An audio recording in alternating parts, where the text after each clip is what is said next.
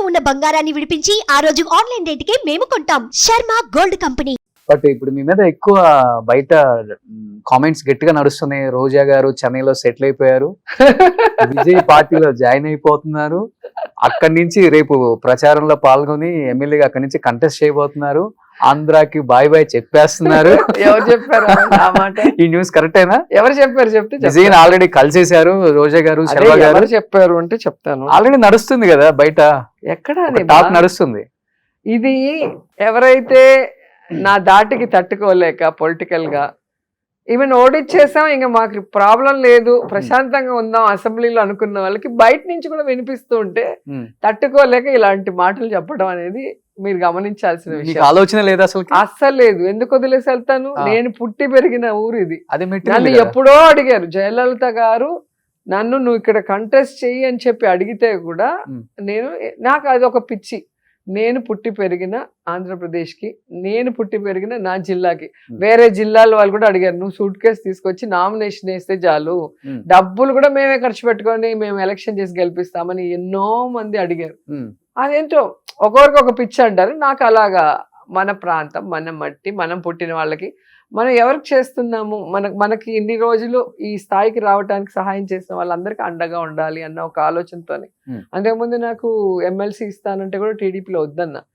MP నాకు interest లేదు. నాకు ఎమ్మెల్యేగా ప్రజల మధ్యలో ఉండాలి, అహర్నిశలు ప్రజలతోనే వాళ్ళ కష్ట సుఖాల్లో పాలు పంచుకోవాలన్న ఒక ఆలోచన.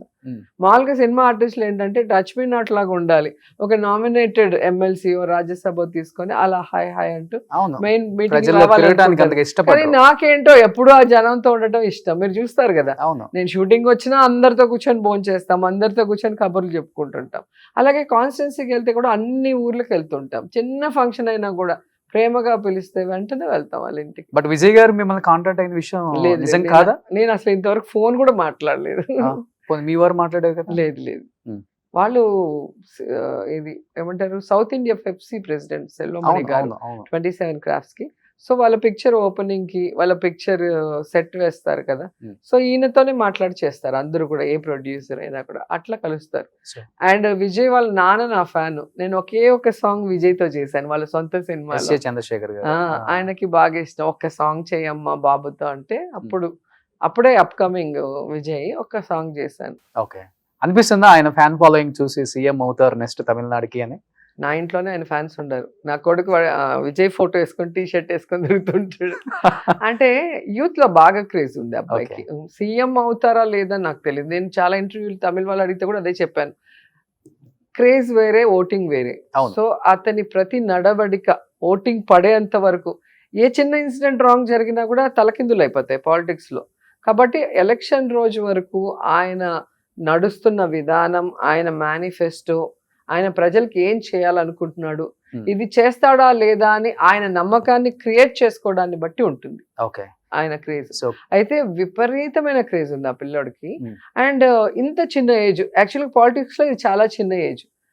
కోట్లాది రూపాయల రెమ్యునరేషన్ తీసుకునే సమయంలో అవన్నీ వద్దు అని చెప్పి ప్రజాసేవ చేయాలని వచ్చేటప్పుడు ఖచ్చితంగా దానికి ఒక వాల్యూ ఇస్తారు. పవన్ కళ్యాణ్ గారు కూడా చేస్తుంది అదే కదా, కోట్లాది రెమ్యునరేషన్ వద్దనుకొని సినిమాలలో ప్రజాస్వామ్యంలోకి వచ్చి ప్రజలకు ఏదో చేయాలన్న తపనే ఆయన దగ్గర కనెక్ట్ చేసుకుంది ఆడియన్స్ అని చెప్పుకోవచ్చు కదా. ఫెయిల్యూర్ అయ్యారంటే పిఆర్పి పార్టీ పెట్టినప్పుడు ఆ పార్టీని కంటిన్యూ చేయాలి, విలీనం చేయకూడదు. యూట్యూబ్ లో ఒకటి బాగా ట్రోల్ అవుతుంది, ఏమైంది? సో ఎవరికి చెప్పకుండా ఒక ఊర్లో నేను ఒకవైపు దిగుతాను, పవన్ కళ్యాణ్ గారు ఇంకొక వైపు దిగుతారు, మా బైరెడ్డి సిద్ధార్థ్ రెడ్డి ఇంకొక వైపు దిగుతాడు, ఎవరికి ఎంతమంది వస్తారో చూద్దాం ఫ్యాన్స్ అన్నారు.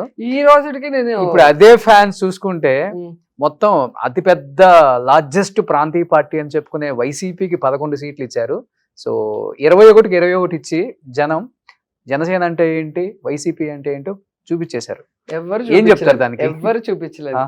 ఈ రోజుకి అదే మాట మీద నేనున్నా, ఇప్పటికి కూడా ఈ రోజుకి అదే మాట మీద ఉన్నా. పిఠాపురం వెళ్దాం మరి, ఈ రోజు ఏదో వెళ్దాం, మొన్న రేపైన అమ్మాయి వాళ్ళ ఇంటికి వెళ్దాము, వచ్చిన చోటుకి వెళ్దాం. ఇప్పుడు రమ్మని చెప్పు, ఇప్పుడు రమ్మను. మెజారిటీ గురించి కాదు, ఆయన కాన్ఫిడెన్సే కదా, ఇప్పుడు రమ్మను. కాబట్టి మీరు ఏదో ఎందుకు అంత ఓవర్ కాన్ఫిడెన్స్ రోజా గారు? మీకు ఓవర్ కాన్ఫిడెన్స్ కాదు, గ్రౌండ్ రియాలిటీ చెప్తున్నాను. గ్రౌండ్ ఇప్పుడు 11 సీట్లు వచ్చినాయి అంటే జగన్ కి మరి 2 సార్లు ఓడిపోయినప్పుడు ఆయన రాజకీయాల్లోనే ఉండకూడదు కదా, సన్యాసం తీసుకొని వెళ్ళిపోయి ఉండాలి కదా. మీరు 2 సార్లు ఓడిపోయారు, 2 సార్లు గెలిచారు. నేను ఎప్పుడు అనలేదు ఆయనలాగా. ఆ, నేను ఎప్పుడు ఆయనలాగా చెప్పలేదు కదా, నేను తోపు తురుము అని. ఆ రోజు రాజకీయాల్లోకి రాగానే గెలిచేస్తే ఇంకా పాలిటిక్స్ ఎందుకు అవుతుందండి? అవునండి, మరి మీరే కదా ఇప్పుడు చెప్తున్నారు 21కి 21 వచ్చిందంటే ఆ నమ్మకం ప్రజలు ఇచ్చిన తీర్పు అది. ఆ నమ్మకం నీకుంటే నువ్వు ఇండివిజువల్ గా కంటెస్ట్ చేస్తావు. బీజేపీతోనో తెలుగుదేశంతోనో ఎవరెవరి బలంతోనో నువ్వు వచ్చావు తప్ప నీ బలంతో నువ్వు రాలా. నీ బలం ఏంటో లాస్ట్ ఎలక్షన్ లో 2 చోట్ల ఓడిపోయినప్పుడే ఆయన బలం ఏంటో ఆయనకు తెలిసిపోయింది. కాబట్టి ఆయన బలము మా బలము అనేది ఇక్కడ మీరు కంపేర్ చేద్దండి. నా కాన్స్టిట్యున్సీ లో కూడా నేను ఇండివిజువల్ గా నించొని ఫైట్ చేశాను, నేను ఇండివిజువల్ గా నించొని సర్వీస్ చేశాను. ఈ రోజు ఓడిపోయినా రేపు నేను మళ్ళీ గెలవగలను. నువ్వు ఇండిపెండెంట్ గా నించొని నువ్వు ఎమ్మెల్యేగా చూద్దాం, నువ్వు అవ్వలేవు. నీకు బీజేపీ టీడీపీ కావాల్సిందే. కాబట్టి దాన్ని బట్టి ఎవరు పవర్ఫుల్ ఏంటి 2029లో కాబోయే ముఖ్యమంత్రి పవన్ కళ్యాణ్ గారు అంటున్నారు. అది మీరు కలలుగానండి. సో అయితే నెక్స్ట్ మేమే మళ్ళీ గట్టిగా కొట్టబోతున్నాం అంటారు మీరు? ఖచ్చితంగా అండి. ఎందుకంటే లాస్ట్ ఎలక్షన్ అనేది ఇండియా మొత్తం చూశారు. ఎప్పుడైతే నార్త్ లో వీక్ అయ్యారో, ఎక్కడైతే సెంట్రల్ పార్టీతో పొత్తు పెట్టుకొని పార్టీలు ఉన్నాయో ఆ స్టేట్లు 2-3 స్టేట్లోనే ఈ విధంగా ఈవీఎంతో డాన్స్ వేశారు అనేది అందరికీ అర్థమైంది. ఇక్కడ మీరు తెలుసుకోవాల్సింది ఒక్కటే, ఈరోజు ప్రతి ఇంటికి ఎంతమంది ఉంటే అంతమందికి సర్వీస్ చేసిన జగన్మోహన్ రెడ్డి గారిని వద్దనుకొని ఇల్లు లేని ప్రతి వాడికి ఇల్లు ఇచ్చి, వాళ్ళ పేద పిల్లలకి చదువునిచ్చి, వాళ్ళకి ఆరోగ్యశ్రీ ద్వారా సపోర్ట్ చేయడమే కాకుండా హాస్పిటల్స్ని రెన్యువేట్ చేసి, స్కూల్స్ని రెన్యువేట్ చేసి, ఒక క్వాలిటీ ఎడ్యుకేషన్, క్వాలిటీ వైద్యం అందించాక ఇవి మాకొద్దు అని ఆయన ఓడించి ఏమీ చేయని వాళ్ళని ఎప్పుడు అందుబాటులో లేకుండా ఎక్కడో హైదరాబాద్ లో రెస్ట్ తీసుకునే వాళ్ళకి ఓటేస్తారని మీరు అనుకుంటున్నారా? ఫస్ట్ పాయింట్ చెప్పేది చేస్తే 11 సీట్లు ఎందుకు చెప్తున్నాను. రెండోది, ఈరోజు తన కాన్స్టిట్యున్సీలో వరదలు వస్తే కూడా అందుబాటులో ఉండి వాళ్ళకి సహాయ సహకారాలను అందించలేని వాళ్ళు, వాళ్ళ కాన్స్టిట్యున్సీలో ఒక అమ్మాయిని తెలుగుదేశం వాడు రేప్ చేస్తే కనీసం మొన్న వెళ్ళి ఆయన బాధలు చెప్పుకుంటున్నాడు తప్ప ఆ కుటుంబాన్ని పరామర్శించి నేనున్నాను, వాడికి శిక్ష వేయిస్తాను, మళ్ళీ ఇలాంటివి రిపీట్ కాకుండా చేస్తాను అని ఎక్కడ కూడా చెప్పలేదు. మీరు తెలుసుకోవాల్సింది అంటే విమెన్కి ఏదైనా జరిగితే నేను ఉంటాను, నన్ను నమ్మండి అని పబ్లిక్ లో గొంతు చించుకొని అరిశారు. ఈరోజు అదే ఈ రాష్ట్రంలో నిన్న అసెంబ్లీలో క్లియర్ గా చెప్పింది హోంమంత్రి, 7,200 మంది మిస్ అయ్యారు 5 నెలల్లో. మరి ఏం మాట్లాడట్లేదే? ఆ రోజు వైఎస్ఆర్సీపీ అధికారంలో ఉన్నప్పుడు 34,000 మంది మహిళలు విమెన్ ట్రాఫికింగ్ అయిపోయారు, ఈ వాలంటీర్స్ అమ్మేశారు అని చెప్పారే. అదే అసెంబ్లీలో మీరు అధికారంలో ఉన్నప్పుడు ఈ అసెంబ్లీ సెక్షన్లో కేవలం 34 మందే మిస్ అయ్యారు అని చెప్పి మీ హోంమంత్రి ఇచ్చింది మా గవర్నమెంట్లో. మీ గవర్నమెంట్లో 5 నెలలకి 7,200 మంది మిస్ అయ్యారని మీ హోంమంత్రి చెప్పింది. మరి ఇప్పుడు ఎందుకు నోరు మెదపట్లేదు? ఆ రోజు అబద్ధాన్ని గొంతు చించుకొని మాట్లాడిన పవన్ కళ్యాణ్ గారు విమెన్కి ఈరోజు ఎంతమంది మా కాన్స్టిట్యున్సీలో మీరు చూసారు కదా, మొన్న హోంమంత్రి వచ్చింది, 3.5 సంవత్సరాల అమ్మాయిని ఇష్టం వచ్చినట్టు కొరికేసి, రేప్ చేసి, చంపేసి పూర్తి చేశారు.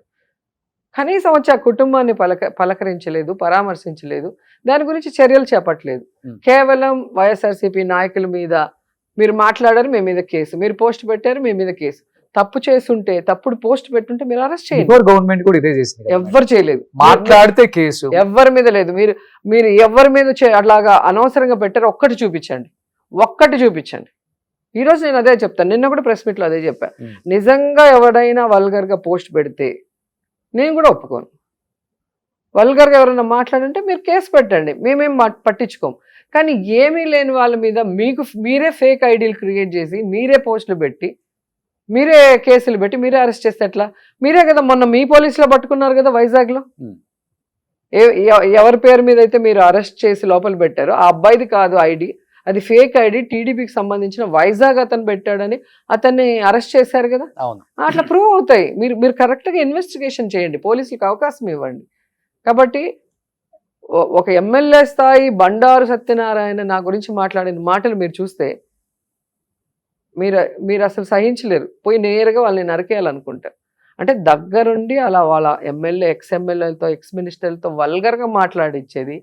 అసలు జనసేన జన సైకోల్లాగా వాళ్ళ పేజీల్లో లేడీస్ కూడా ఎంత వల్గర్గా మాట్లాడతారు, మార్ఫింగ్లు చేయటం కానీ.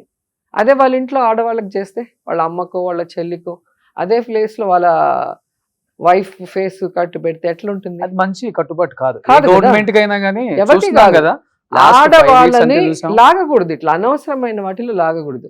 పొలిటికల్ గానా నువ్వు ఏమైనా మాట్లాడు. రోజా గారు సరిగ్గా ఎమ్మెల్యేగా పనిచేయలేదో, సరిగ్గా మంత్రిగా పనిచేయలేదో, లేదా అవినీతి చేసిందో తినిందో నువ్వు మాట్లాడు, నేను ప్రూవ్ చేస్తాను నేను తప్పు చేయలేదని చెప్పి. అంతేగాని వల్గర్గా మాట్లాడటం, వల్గర్ పోస్టింగ్లు పెట్టడం. నన్ను కాకుండా నా పిల్లలు వాళ్ళకేం తెలుసు, వాళ్ళు ఎక్కడో చదువుకుంటున్నారు, వాళ్ళ ఇన్స్టాలో వాళ్ళ ఫొటోస్ కింద వల్గర్గా మాట్లాడటం, ఫోటోలు మార్ఫింగ్ చేసి పెట్టడం. సో వాళ్ళని అరెస్ట్ చేయమంటే వాళ్ళని అరెస్ట్ చేయరు, కళ్ళ ముందు కనిపించేటివి అరెస్ట్ చేయరు, లేని వాటిని ఎత్తికి ఎక్కడో ఏదో ఉందంటారు. ఇప్పటికి కూడా చెప్తున్నాను, నిజంగా తప్పు చేస్తే ప్రూవ్ చేయండి, తప్పు చేసిన వాడిని శిక్షించండి, చేయని వాడిని అనవసరంగా టార్గెట్ చేయొద్దండి. ఎందుకంటే టార్గెట్ చేస్తే పిల్లైనా రూమ్లో కొట్టే తిరగబడుతుంది. సో జనాల్లో తిరుగుబాటు వస్తే తరిమి కొడతారు.